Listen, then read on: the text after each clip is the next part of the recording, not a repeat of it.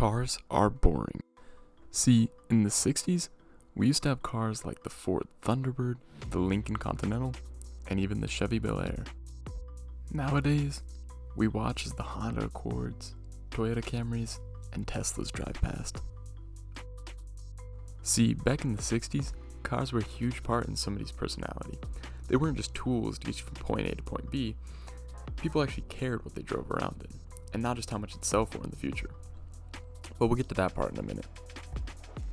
I want you to go look out your window and count how many colorful cars you can see. I'm gonna guess you couldn't find many. That's because one of the biggest problems with today's car industry is the lack of color. Now, that's for a couple of reasons. For one, manufacturers. See, if you go to purchase a car like an Accord or a Camry, something along those lines, you're gonna have the option of basic red, basic blue, black, and about 100 shades of gray. Why is this?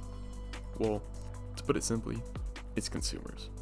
As I stated before, people often look towards duller colored cars because long term they sell better. So manufacturers automatically know they can sell those gray and blacks a lot better than they can sell a cool yellow or something along those lines.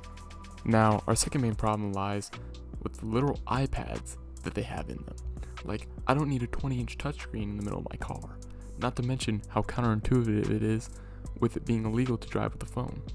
Now, that's honestly just the tip of the iceberg. Another problem lies with how distracting it is.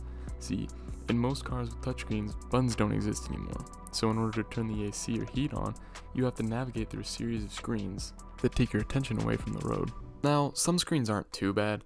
If you take a look at the Chrysler Pacifica, it still allows you to control with buttons and stuff and not just all being limited to the screen. But then you look at the cars like the Teslas, where the screen is the only thing you have. Like, I feel like that's when it just becomes unnecessary. Now, another big problem in modern cars is the similar looks. You remember that experiment we did earlier where I asked you to look out the window? Well, the chances are, if you actually did it, you found a lot of similar looking cars. Now, why, you may ask? Well, it's simple. Money. See, nowadays, manufacturers know what works and what doesn't, so they don't need to take risks on anything and make something new that has the chance of failing.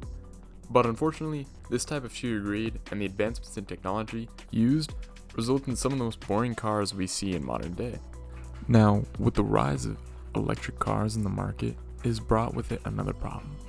See, when you're walking down the street or driving and you hear that growling sound of a V8 charging at you, you're excited. With an EV, you get, not very fun, is it? Now, some EVs do have the fake electric sound coming out of speakers, but even then, I feel like it's just not the same. See, in my opinion, cars were made to be a beautiful thing that inspired people and its drivers, not the spinning image of an iPad or a smart fridge on wheels. If you enjoyed this video, please like and subscribe, and check out my other videos below.